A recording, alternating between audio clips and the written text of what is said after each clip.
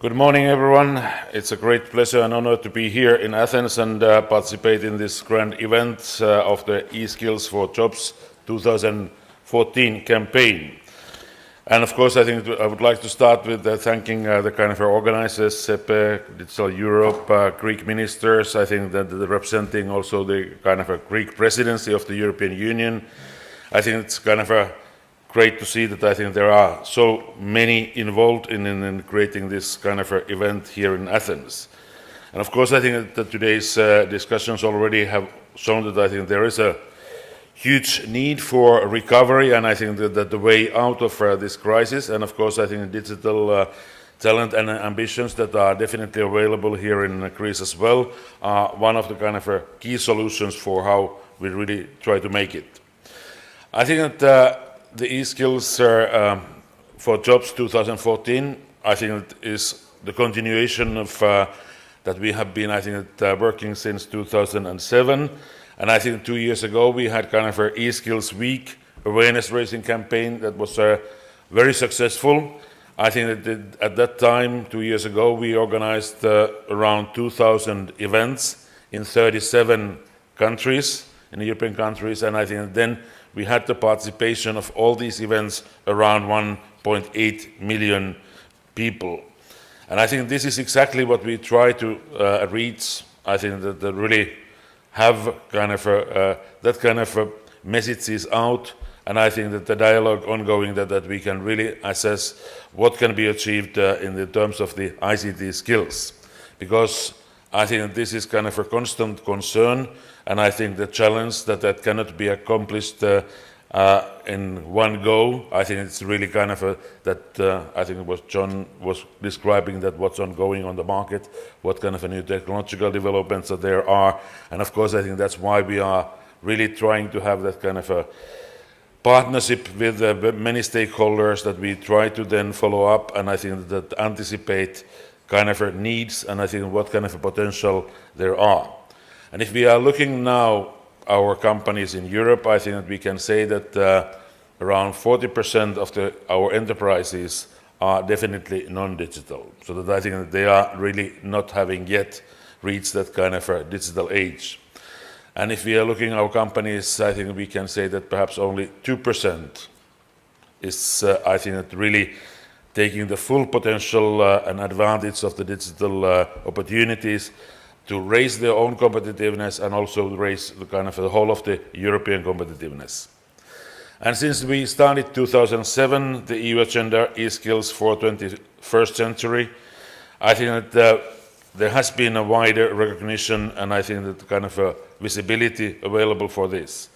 And I think that to pay kind of a really attention for these issues, European Council last October 2013 was devoting their discussions on digital economy. And of course, I think there were many elements of how these kind of policy issues have to be identified. But one of the key elements was, yes, Grand Coalition for Digital Jobs that was raised by Madame Cruz in her video message.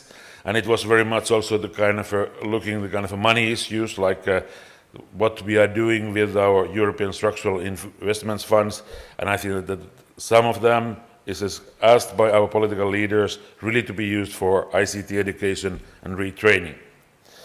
And I think that, like we have been, I think that struggling through this kind of economic downturn now last 5 years, we have tried to identify where are the kind of key elements for increasing and strengthening our competitiveness of the European industries and the economy as a whole. And of course, I think that one of the key drivers is the use of the new technologies so that we are able really to get full potential of that. And of course, I think one observation is that I think the role of the ICT is growing all the time, and I think that there is no end, at least foreseen at the moment.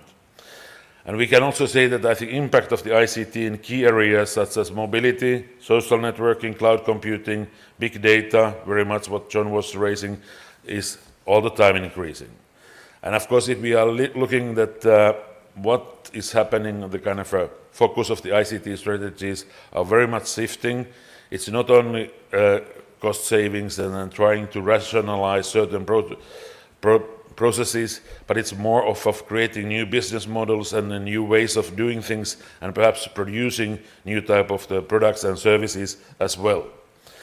And I think that whenever we are in a transition to digital economy, I think we have to also, I think, identify certain kind of what kind of needs there are, and how to explore all the opportunities that could be boosting the growth and jobs at this time when we are very weak, but still recovery is visible in many parts of the European Union at the moment, and how to really boost that. And of course, we are having kind of all different kind of studies available, which are saying that I think that despite of this crisis, the high-tech employment has been growing throughout the kind of years of economic recession. And I think 2011, the figure was something like 20%. And I think that perhaps the best part in Greece is that it was even higher in here, around 25%. And high-tech workers experience more favorable, let's say, access to labor markets. And I think that they are also, I think, benefiting on very many things in the labor market. And that's why I think that whoever looks their own professional future, I guess that it's very fundamental that you make sure that I think that you are ICT enabled, and I think that you can really benefit of that kind of a demand in labor market for that.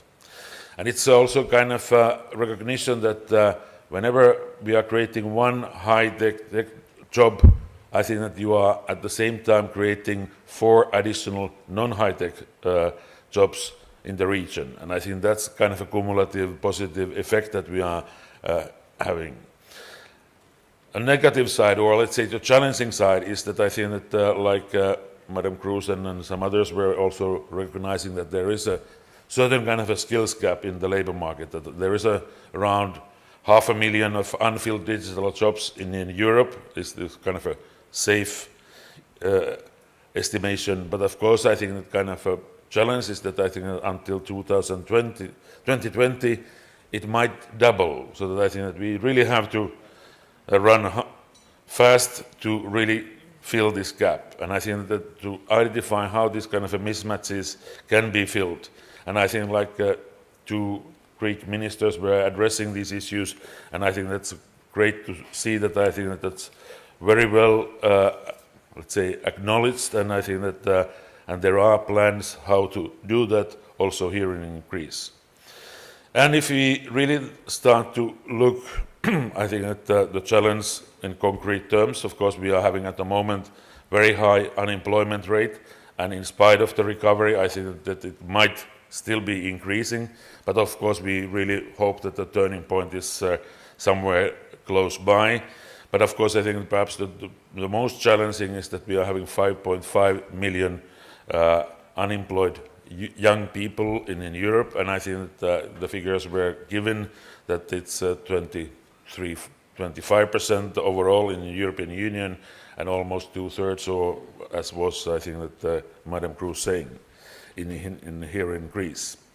But of course, I think ICT is, in a sense, the kind of ICT industry offers opportunities for job creation and growth. And of course, I think that's where we have to address these skills gaps.